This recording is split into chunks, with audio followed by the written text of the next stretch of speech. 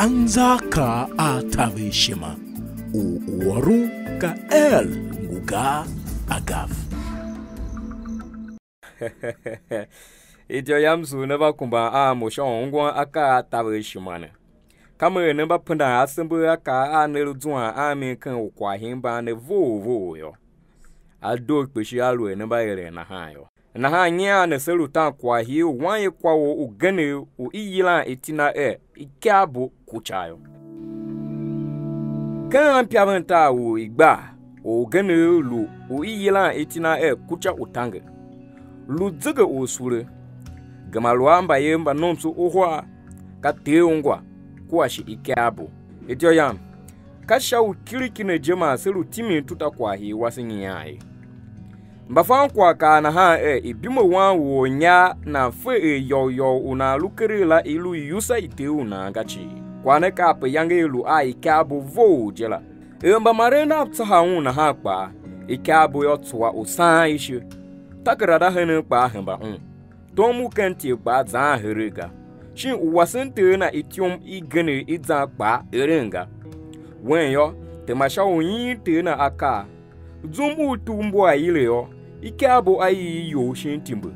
aduwe ada te hai shei hidan kan jima bena apina yo atuna je abum aka wona fakwalaga ma anya una zuwa amin la yo ayem ada vision timbu kwa ma i madam short sha uma o short eruwan ye na ha kpa kwa o shagba ikumen do timbure sha na ha yo wanye ne tangen yo shao yamen yo short gachi angona dio lu inja bosu te unwa wasen te na unengen shaka tsimbule nongun uwan ike abukwa ba ngula na atugachi ebe lutan kan yo myomyo zum o ike abu una za hidekan ato tu hunde msorom na ha te ungwa avenda ubun hunda aka a na a hile aza kure tumbula pa ahi mbula shizumu una so were ayenge ava awan ye kwasikpa te ungwa na yanga na ha kwane na yo yaw te na kuma gbindi hen yabene kuma apeduan zalun shatin ne kana aka kan shimana una fatyo lun hen ya shaike imba maran nabshin an gbana oversenga pasa awashmana hen aka anayo vese tu kentyo ka ana na ha adu ayemshin gari uzaki biam atalu big boy mhane do ikabo tsumatuma kwasi jekpa una so yo una da una temamenshin gari uzaki biam etyo yam msa yo la ji zabekra yo bahin utawe wane gadio ahan kan shimano ya lu agbana mom una da nengisha yo na shin gari uzaki biamga gadio kamba yin tina nekpa zumbu una yemshin biamyo una kladwa ave shin ya yin akalaga etyo yam ka hen yavene ma wane masitwa kan shimana owe ibima ikikwa kila una fatyo werenkiga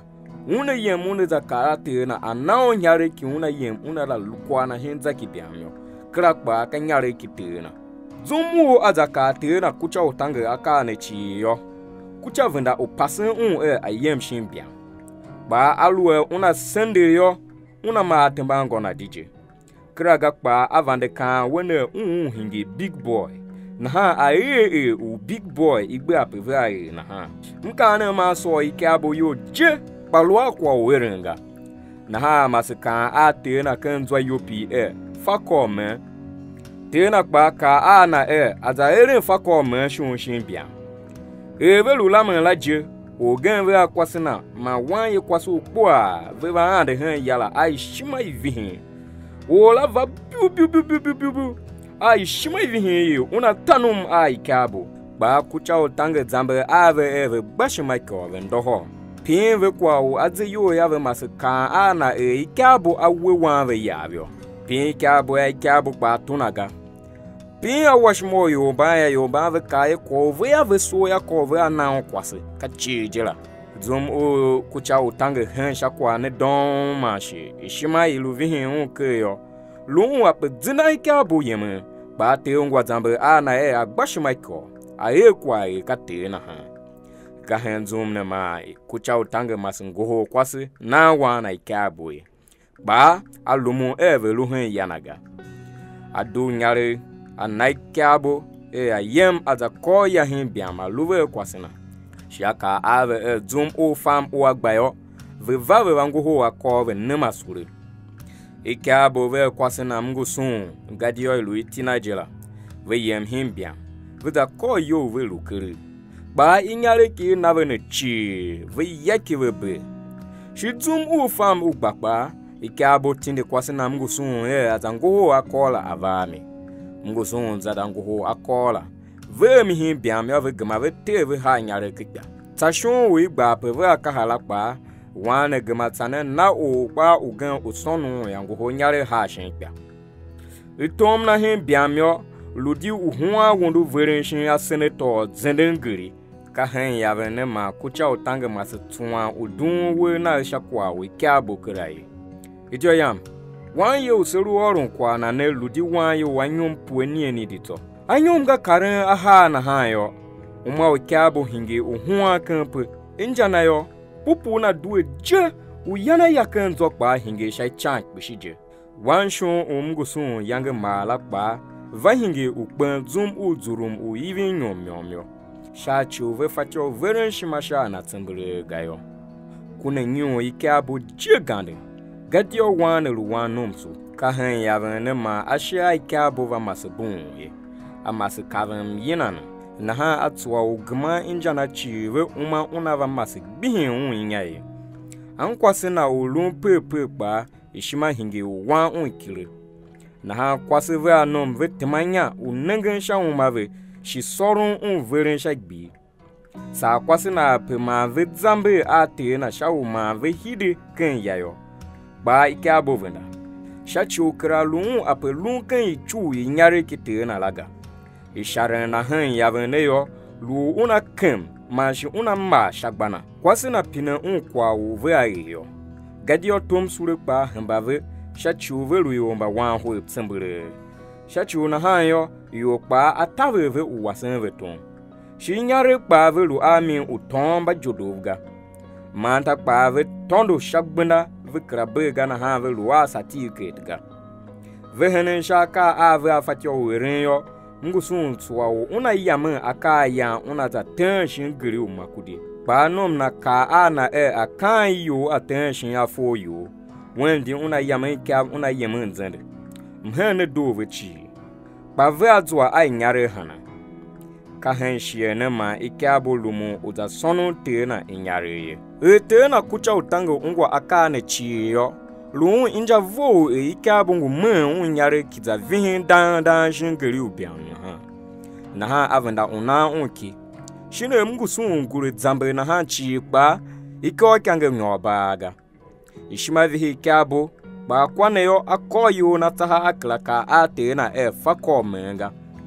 vehi de shimbia ka henzum ne ma mgusun mas mon za hengona za sonu enjoy kwa ne lukwa usango na yo bishi na ha anna ichingi kan yo kwashi atasa atenlese kwashi ikpem kure amasi ki deru hwa shami ito yam shashie wa bachala deru hwa rudzige nyaje humba dubu hwa hegen zum hide ami kan yayo san ikyabo yo bishi kan satila je vedzwa antimbe shin afo ve hi yo kikan ngusu akan yo nom na di awan aten kwana lukwa utumen yo bishi